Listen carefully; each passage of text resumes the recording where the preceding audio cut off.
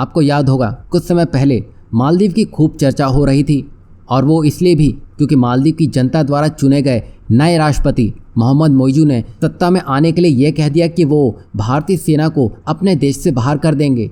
और इसमें खास बात तो ये थी कि मोहम्मद मोइजू ने अपना चुनाव भी इंडिया आउट नारे के साथ ही जीता था, और मालदीव ने ऐसा किया तो पर भारत ने मालदीव को ये एहसास दिलाना शुरू कर दिया कि उसके हाथ में जो ताकत है वो अभी भी भारत के हाथों में ही है। क्योंकि मालदीव जो कि एक द्वीपीय देश है और उसका मेन इनकम का सोर्स उसके टूरिज्म से ही होकर जाता है, जिसका मेन सूत्रधार भारत है, जिसमें भारतीयों का हिस्सा 55 से 65% है।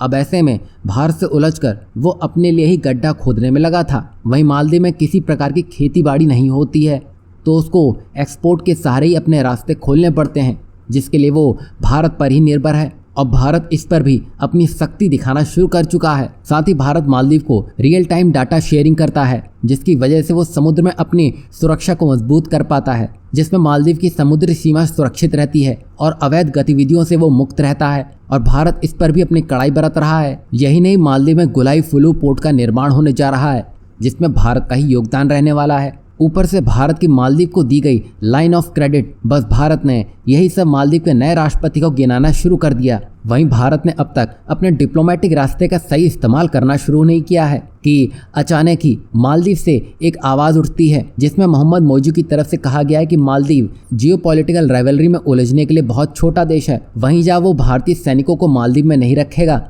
तो वो चीनी सैनिकों को भी मालदीव में आने नहीं देगा।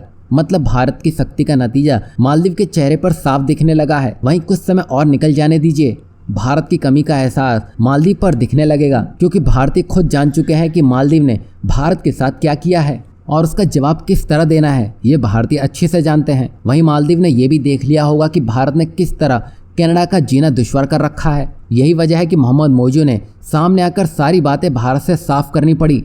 तो इससे आप समझ सकते हैं कि भारत की असली पावर क्या है, जिसके दर्शन अब खुद मालदीव को भी हो चुके हैं।